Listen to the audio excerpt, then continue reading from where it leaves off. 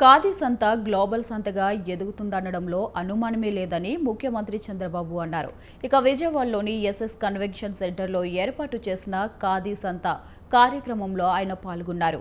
Khadi India స్టాళ్లు, స్వదేశీ ఉద్యమంలో పాల్గొన్న మహానీయుల ఫోటోలతో ఏర్పాటు చేసిన ఎగ్జిబిషన్ను సీఎం పరిశీలించారు. ఇక ఖాదీ సంత స్టాల్ గురించి భాజపా రాష్ట్ర అధ్యక్షుడు మాధవ్ సీఎంకు వివరించారు. స్టాళ్ల వద్ద చేతివృత్తుల కళాకారులతో చంద్రబాబు మాట్లాడారు. ఖాదీ సంతలో రాట్నం తిప్పి దారం వడికారు.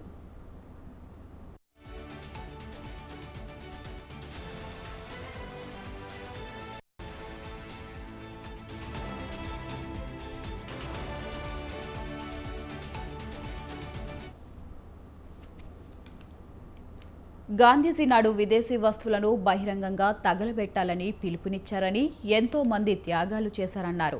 ఆ పోరాటమే స్వతంత్ర ఉద్యమానికి నాంది పలికిందని చంద్రబాబు చెప్పారు.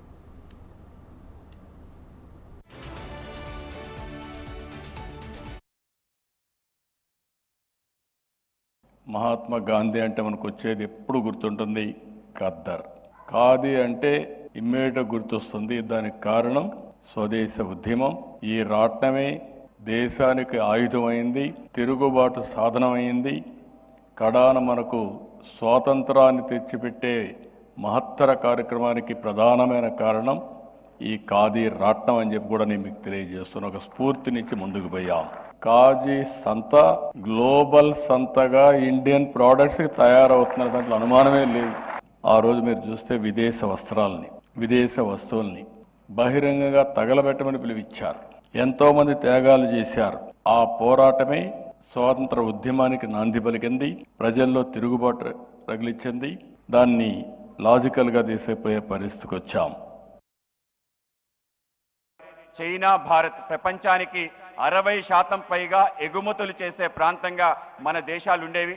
స్వతంత్రానికి ముందు అంటే బ్రిటిష్ వాళ్ళు మన పరిపాలించక ముందు ఆ యొక్క 200 సంవత్సరాల యొక్క కాలఖండంలో భారతదేశం వైభవం తగ్గిపోయి వాళ్ళు ఈ దేశం నుంచి వెళ్ళేసరికి కేవలం 1.5% మాత్రమే విదేశాలకు ఎగుమతి చేసుకునే ఒక దౌర్భాగ్య పరిస్థితి రావటం జరిగింది. ఆ విధంగా భారతదేశాన్ని అంతా దోచుకుని వెళ్ళని కారణంగానే ఆ పరిస్థితి ఏర్పడింది. మహాత్మా గాంధీ గారి దేశంలో ఆఫ్రికా నుంచి తిరిగి వచ్చిన తర్వాత దేశానికి సంబంధించిన ఏ అంశాలు అయితే ఉన్నాయో వాటి పట్ల మనకే తక్కువ చూపుండే స్థితిని ఆయన గమనించి తిరిగి ఏది జాగరణ చేయాలి అంటే మనది అనుకున్న విషయాల పట్ల స్వజాగరణ చేయాలని ఒక ప్రయత్నంతో ఆయన అంచుకున్న ఆయుధమే ఖాదీ. ఆ విధంగా ఖాదీ ద్వారా ఒక మహోద్యమాన్ని సాధించాలి అని చెప్పి ఒక ప్రయత్నం. ఆ ప్రయత్నంలో భాగంగా ఎవరు స్వతంత్రం కోసం కాంక్షించినా కూడా ముందు నువ్వు చెరకా తిప్పు, కష్టపడకుండా ఏది సాధించలేం. ఆయన